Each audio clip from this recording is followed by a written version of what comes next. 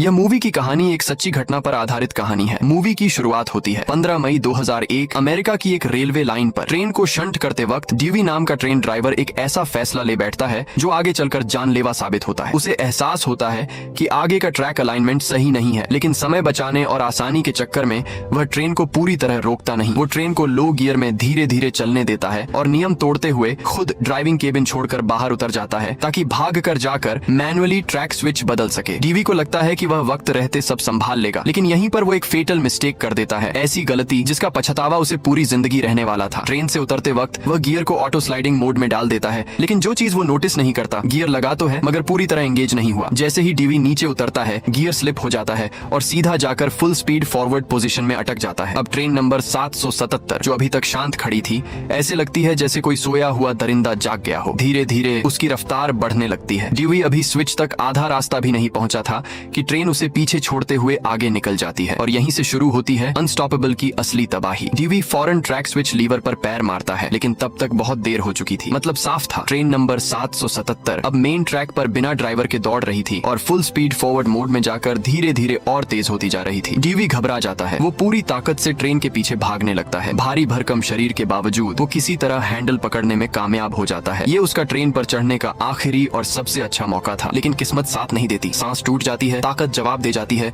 और वो फिसल कर नीचे गिर पड़ता है। अब हालात बेकाबू हो चुके थे। 29 डिब्बों वाली करीब 13,000 टन वजन की स्टील की दानव ट्रेन रेलवे ट्रैक पर पागलों की तरह दौड़ रही थी, हर सेकंड और तेज। रास्ते में जो भी सामने आता वो सब कुछ कुचलते हुए आगे बढ़ती जाती है। लेकिन हैरानी की बात ये थी कि ड्यूई अब भी खतरे की गंभीरता को पूरी तरह समझ नहीं पाया था। वो सीधे डिस्पैच ऑफिस पहुंचता है और अपने सीनियर को सारी बात बताता है। वो कहता है, सर मैंने ट्रेन को स्लाइडिंग गियर में डाला था, इतनी तेज तो नहीं जा सकती। उसे जरा भी अंदाजा नहीं था कि ये गलती पूरे अमेरिका की सबसे खतरनाक रनअवे ट्रेन घटना बनने वाली है। लीडर पूछता है, ट्रेन की स्पीड कितनी है? ड्यूई जवाब देता है, सर 20 किलोमीटर तो एच से कम होगी। ये स्पीड वाकई ज्यादा नहीं लगती। इसलिए लीडर भी ज्यादा सीरियस नहीं होता, बस हल्की सी डांट लगाता है और कहता है, गाड़ी निकालो, ट्रेन को चेस करो। लेकिन जैसे जैसे वो लोग आगे बढ़ते हैं, सच्चाई सामने आने लगती है। ट्रेन और तेज होती जा रही थी और उनकी गाड़ी उसे कैच ही नहीं कर पा रही थी। काफी दूर तक पीछा करने के बाद भी उन्हें 777 ट्रेन का नामो निशान तक नहीं दिखता। अब जाकर सबको एहसास होता है कि मामला कितना खतरनाक हो चुका है। लेकिन सबसे डरावनी बात अब सामने आती है। जिस डायरेक्शन में 777 ट्रेन दौड़ रही है, उसी ट्रैक पर सामने से आ रही है एक टूरिस्ट ट्रेन जिसमें 150 बच्चे सवार हैं। दोनों ट्रेनें आमने सामने की दिशा में बढ़ रही हैं। इस स्पीड पर अब पैसेंजर्स को इवैक्यूएट करने का समय भी नहीं बचा। अगर कुछ नहीं किया गया तो कुछ ही देर में भीषण टक्कर तय है। डिस्पैच रूम में हड़कंप मच जाता है। लीडर तुरंत टूरिस्ट ट्रेन के ड्राइवर को कॉल करता है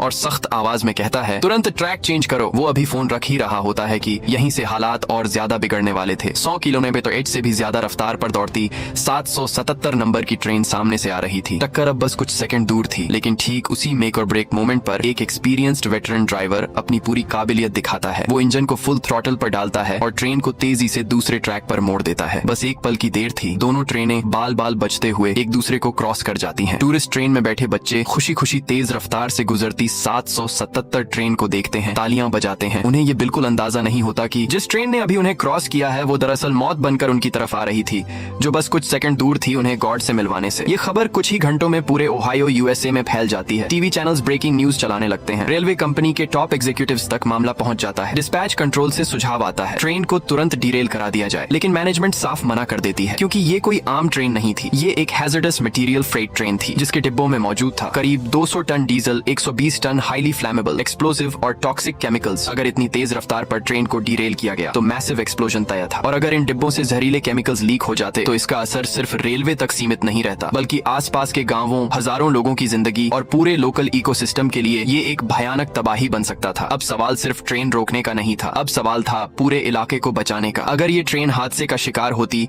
तो कंपनी को कम से कम $100 मिलियन सिर्फ एनवायरमेंटल पोल्यूशन फाइन के तौर पर चुकाने पड़ते और साथ ही कंपनी के शेयर सीधे क्रैश कर जाते। अब पूंजीपतियों की सोच साफ थी, इतना बड़ा नुकसान बिना फाइट किए कैसे एक्सेप्ट किया जाए। तुरंत एक इमरजेंसी मीटिंग बुलाई जाती है। कुछ ही देर में एक रिस्क फील्ड प्लान तैयार किया जाता है। प्लान ये था, एक लोकोमोटिव इंजन को आगे से लो स्पीड पर चलाया जाएगा ताकि पीछे से आती 777 रनवे ट्रेन उससे टकराए। टक्कर की ताकत से ट्रेन की स्पीड कम कराई जाएगी। ये तरीका बेहद खतरनाक था, लगभग सुसाइड मिशन। लेकिन इस मिशन को सौंपा जाता है एक एक्सपीरियंस्ड वेटरन इंजीनियर को, फ्रैंक बार्न्स। फ्रैंक जानता था कि ये काम जानलेवा हो सकता है, फिर भी वो अपनी जान दांव पर लगाकर इस ऑपरेशन के लिए तैयार हो जाता है। एक के बाद एक कई जोरदार टक्करों के बाद आखिरकार असर दिखता है। 777 ट्रेन की रफ्तार जो 100 किलोमीटर एच से ऊपर थी, वो घटकर करीब 60 km/h पर आ जाती है। लेकिन खतरा अब भी टला नहीं था। अब शुरू होता है प्लान का दूसरा फेज। एक ड्राइवर को हेलीकॉप्टर से ड्रॉप किया जाता है जो चलते हुए ट्रेन में घुसकर ड्राइविंग कैबिन का कंट्रोल संभालेगा। लेकिन जैसे ही वो केबिन में पैर रखता है उसी वक्त दोनों इंजनों के बीच एक और वायलेंट कोलिजन हो जाता है। टक्कर इतनी जबरदस्त थी कि ड्राइवर हवा में उछलकर बाहर जा गिरता है और वहीं बेहोश हो जाता है। मिशन का ये हिस्सा कंप्लीटली फेल हो जाता है। लेकिन फ्रैंक बार्न्स अब भी हार मानने को तैयार नहीं था। उसकी नजर आगे दिख रहे एक रेल साइड मेंटेनेंस प्लेटफॉर्म पर पड़ती है और वहीं से वो एक आखिरी सबसे खतरनाक दांव खेलने का फैसला करता है। अपने सालों के ड्राइविंग एक्सपीरियंस पर भरोसा करते हुए फ्रैंक बार्न्स एक आखिरी कोशिश करता है। वो चाहता है कि किसी तरह 777 ट्रेन को साइड्स पर साइडिंग ट्रैक की तरफ खींच लिया जाए ताकि वो मेन लाइन से बाहर निकल जाए। लेकिन भले ही ट्रेन की स्पीड थोड़ी कम हुई थी, फिर भी उसकी रफ्तार और वजन इतना ज्यादा था कि ये छोटा सा लोकोमोटिव इंजन उसे खींच ही नहीं सकता था। ये रिस्की मैन्यूवर न सिर्फ ट्रेन को मेन ट्रैक से हटाने में नाकाम रहता है, बल्कि उल्टा फ्रैंक का इंजन कंट्रोल खो देता है और पलट जाता है। जिस आदमी के पास सिर्फ 2 महीने बाद रिटायरमेंट बाकी थी, वही फ्रैंक बार्न्स ड्यूटी निभाते हुए शहीद हो जाता है। और उधर 777 ट्रेन फिर से रफ्तार पकड़ लेती है। कुछ ही पलों में वो दोबारा 100 किलोमीटर से ज्यादा स्पीड पर पहुंच जाती है और एक बार फिर बेकाबू दरिंदे की तरह फुल स्पीड में दौड़ने लगती है। पूरा ऑपरेशन पूरी तरह फेल हो चुका था। नतीजा एक की मौत, एक गंभीर रूप से घायल। अब कंपनी का मैनेजमेंट और ज्यादा रिस्क लेने की हिम्मत नहीं करता। आखिरकार वो डिस्पैच सेंटर की पुरानी सलाह मानने का फैसला करते हैं, आगे मौजूद एक छोटे से टाउन के पास डीरेलमेंट डिवाइस लगाने का। पुलिस तुरंत हरकत में आ जाती है। आसपास के इलाकों में रेजिडेंट्स को इवैक्यूएट किया जाने लगता है। मीडिया वैन्स ट्रेन के साथ साथ लाइव कवरेज शुरू कर देती हैं। रास्ते में तैनात पुलिस जब स्पीड चेक करती है तो एक और चौंकाने वाली सच्चाई सामने आती है। 777 ट्रेन 70 माइल्स पर आवर पर दौड़ रही थी, यानी करीब 120 किलोमीटर। अब सारी प्रिपरेशंस पूरी हो चुकी थीं। अगला कदम या तो इस बेकाबू ट्रेन का अंत होने वाला था या फिर इतिहास की सबसे खतरनाक रेल डिजास्टर सामने आने वाली थी। अब बस इंतजार था कि 777 ट्रेन डीरेलमेंट पॉइंट तक पहुंचे। लेकिन तभी एक और खतरा सामने आ जाता है। आगे से एक एम्प्टी फ्रेट ट्रेन आ रही थी जिसमें सिर्फ 2 ड्राइवर मौजूद थे। एक था experienced veteran engineer Frank Barnes और दूसरा पहला ही दिन काम पर आया रूकी विल कोल्सन। जब उन्हें रनअवे ट्रेन की सूचना मिलती है तब दोनों ट्रेनों के बीच 10 किलोमीटर से भी कम दूरी बची होती है। किस्मत से बीच में एक साइड ट्रैक साइडिंग लाइन मौजूद थी। फ्रैंक बार्न्स तुरंत स्पीड बढ़ाता है। कुछ ही पलों में उन्हें वो साइड लाइन दिखाई देने लगती है, लेकिन खुशी मनाने का मौका नहीं मिलता क्योंकि सामने से वो स्टील का दानव 777 ट्रेन उनकी तरफ तेजी से बढ़ता हुआ साफ दिखने लगता है। फ्रैंक एक सेकंड भी बर्बाद नहीं करता। वो एक पल पहले साइड ट्रैक में घुस जाता है और इंजन को बचा लेता है। लेकिन ट्रेन बहुत लंबी थी। आखिरी कैरेज पूरी तरह साइड ट्रैक में नहीं आ पाती और 777 की टक्कर से चकनाचूर हो जाती है। जोरदार झटके के बाद जब सब कुछ शांत होता है, फ्रैंक पीछे मुड़कर देखता है। ट्रेन का आखिरी डिब्बा पूरी तरह तबाह हो चुका था। लेकिन तभी उसके दिमाग में एक खतरनाक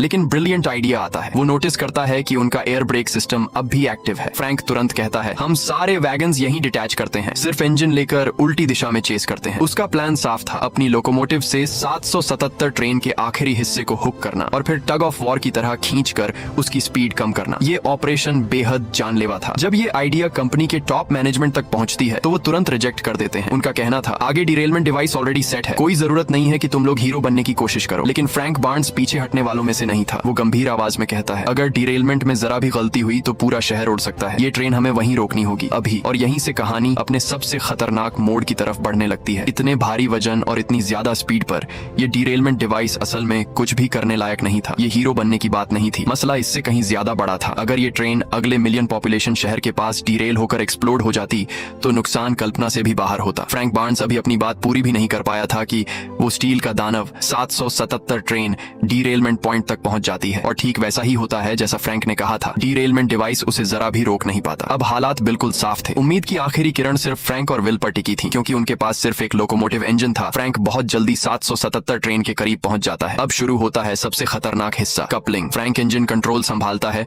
और विल पीछे से गाइडेंस देता है। लेकिन पहली कोशिश पूरी तरह फेल हो जाती है। टक्कर से 777 ट्रेन का आखिरी हॉपर वैगन टूट जाता है और रेल बैलेस्ट पत्थर चारों तरफ बिखर जाते हैं। धूल और पत्थरों की वजह से दोनों को सांस लेना तक मुश्किल हो जाता है, लेकिन वो हार नहीं मानते। दूसरी बार कपलिंग की कोशिश की जाती है और इस बार किस्मत साथ देती है, कपलिंग हो जाती है। लेकिन तभी विल एक गंभीर बात नोटिस करता है, कनेक्टर पूरी तरह लॉक नहीं हुआ था। मतलब एक झटके में सब कुछ फिर से हाथ से निकल सकता था। इसका मतलब साफ था, जैसे ही जोर लगाया जाता कनेक्टर टूटकर अलग हो सकता था। विल कोल्सन बिना एक पल सोचे जान की बाजी लगाकर उड़ते हुए रेल बैलेस्ट के बीच नीचे झुकता है। वो अपने पैर से जोर लगाकर कपलिंग लॉक को किक करता है। किस्मत से लॉक एंगेज हो जाता है, लेकिन उसी पल विल का पैर कनेक्टर में फंस जाता है। तेज दर्द से उसका बैलेंस बिगड़ता है और वो वैगन के किनारे से नीचे गिर जाता है। एक पल के लिए वो सबकी नजरों से गायब हो जाता है। कंट्रोल रूम में बैठी उसकी पत्नी का दिल जोर से धक कर जाता है। कुछ सेकंड बाद एक चमत्कार होता है। विल ने किसी तरह हैंडल पकड़ लिया था, वो नीचे नहीं गिरा। लंगड़ाता हुआ वो फिर से वैगन के आखिरी सिरे पर दिखाई देता है। उसकी पत्नी की आंखों में आंसू और राहत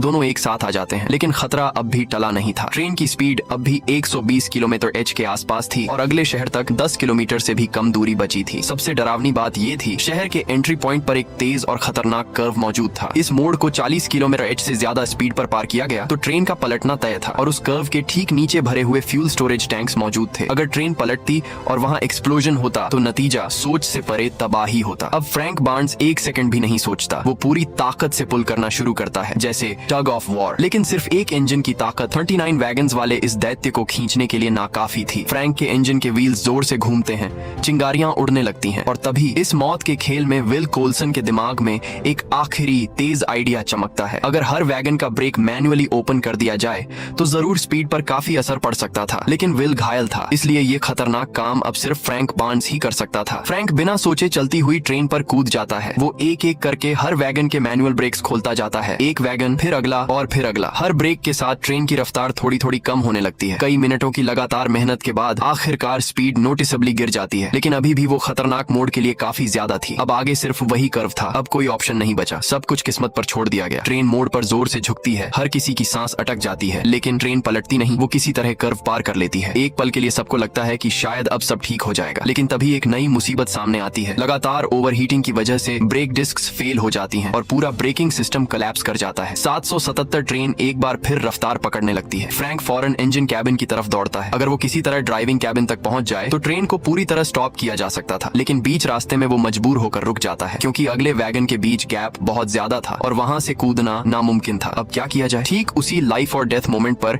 एक पिकअप ट्रक साथ साथ दौड़ती हुई दिखाई देती है। फ्रैंक जोर से चिल्लाता है, विल जंप। विल एक सेकंड भी नहीं सोचता, वो छलांग लगाता है और सफलता से पिकअप ट्रक में कूद जाता है। अब आखिरी दांव लगने वाला था। आखिरकार वो इंजन कैबिन तक पहुंच जाते हैं। स्क्रीन के सामने बैठे हर इंसान की सांसें थमी हुई हैं, सबके हाथ अनजाने में मुट्ठी बन चुके हैं। विल कोल्सन पूरी हिम्मत जुटाता है, सही पल का इंतजार करता है और फिर कूदता है। सब कुछ सेकंड में होता है। हो गया। माय गॉड, जो स्टील का दानव करीब 2 घंटे से ज्यादा मेन ट्रैक पर बेकाबू दौड़ रहा था, आखिरकार रुक जाता है। पूरा इलाका एक बड़ी तबाही से बाल बाल बच जाता है और कहानी यहीं खत्म हो जाती है।